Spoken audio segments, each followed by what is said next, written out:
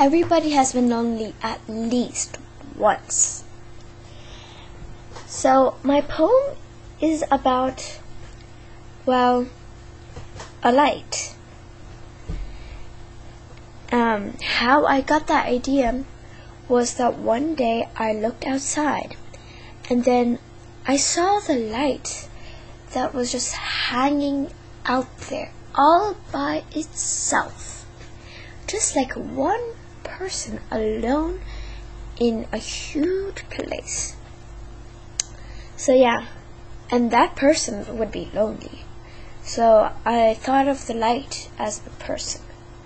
And that's why I wrote this poem. It's called Light of Hope. It has personification in it, which means that you take something that's not living, for example, a computer, and then you make it like a person. So here's my poem. How lonely you must be, hanging alone in this night. How scary it must be, being alone with no one to share. Why don't you go, my little light? You're free. Go now or never.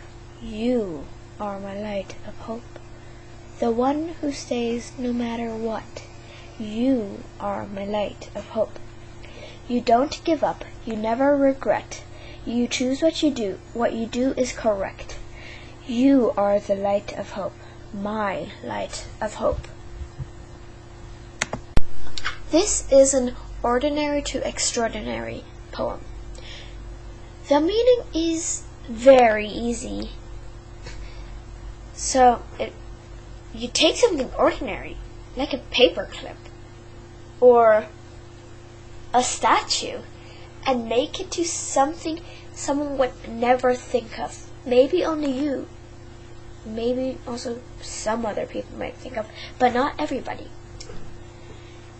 That's the point of it. And mine is a water faucet, something you use for everyday life. Like here in Vienna, you even use the tap water from the water faucet to drink. So yeah, how I got this idea was, well, I thought of water when I was in class. And I was also drinking water. So then when I looked around the class, I spotted the water faucet just next to a shelf. And then it just somehow popped in my head, something saying, write about this, because it had something in it that just would be good for a poem. So yeah, that's how I got the idea. Here's the poem. It's called The Water Faucet. A silvery waterfall in someone's home. It's surrounded by silver rocks, matching each other like a puzzle.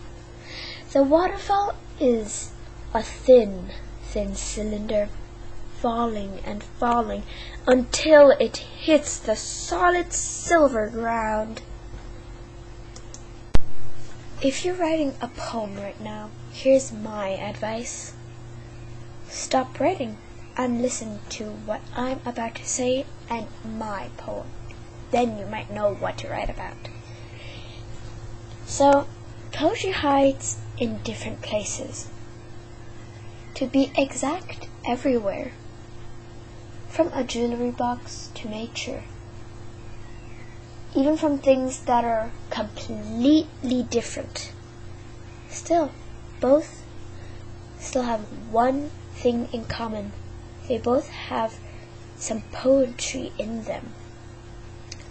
So, my poem is about where poetry hides, basically. And the title is also Where Poetry Hides, so you don't have to ask. How I got my idea is simple. I had to do it. I had no choice. But anyways, before I begin my poem, I need to tell you this too. Don't worry, you'll always get an idea sometime. Just look out your window. Then you know what to write about. Again, here's my poem. Where Poetry Hides. Poetry hides in an eagle's eye, looking over the nature, looking at waterfalls, rock by rock, falling down. Each rock is an idea, rock by rock. Each is also a poem. Everybody has gotten at least once in trouble. Maybe if that person is lucky, not even once, which would be pretty surprising. Anyways, my poem is about trouble and where poetry hides. It is basically one type of poem that we have to write. It's called Where Poetry Hides. Simple.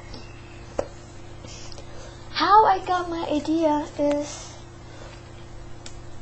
well, it just popped in my head. Like if I were going up and then exploding, and then you see the beautiful colors. But it's not that big, and it isn't. So here's my poem, Trouble and Where Poetry Hides. It's not my fault. It never will be. So why blame me? What did I do? Excuse me? What did you say? Aha! You answered to my question. I did nothing. Look, even you said that. See? I said that poetry hides in trouble sometimes too.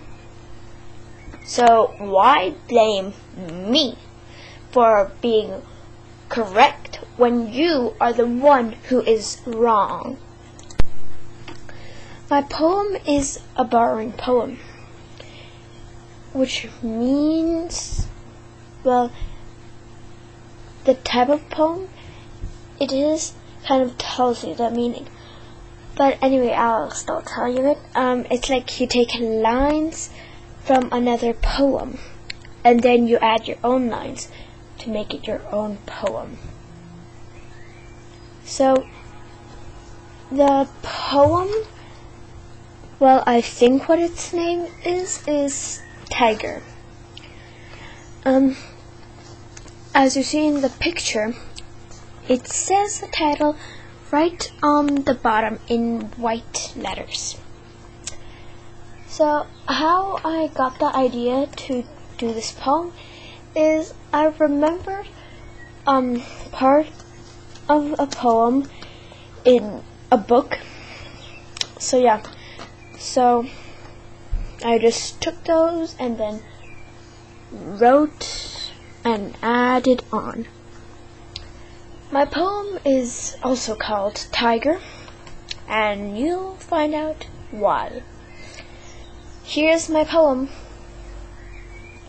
Tiger, tiger, burning bright, in the forests of the night, can you see me, can you not? Tiger, tiger, burning bright. The tiger is a sun in the forest. It is so orange it stands out. The tiger is my friend, who I can trust for my whole life. The tiger will always stay in the forest. This poem is also an ordinary to extraordinary poem. I already told you what it means, so I don't have to tell you again. Anyway, how I got the idea was I remembered of class and of my mom's apartment in China. Both of them had fans. Not the kind of stuck to the wall. I mean the kind of that's on the floor you can always move around easily. So that's how I got the idea.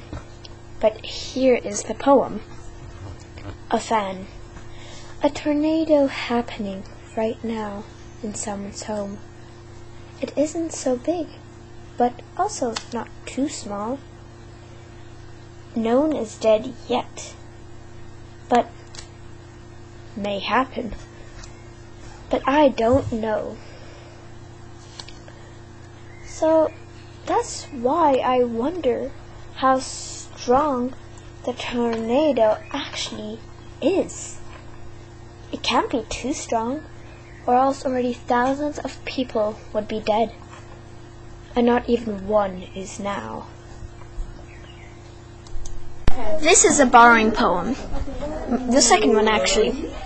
But anyways, it's called The Forest. How I got the idea was I remember sitting in my bedroom, looking out the window, and there were many trees, obviously, because I live in a place with many trees.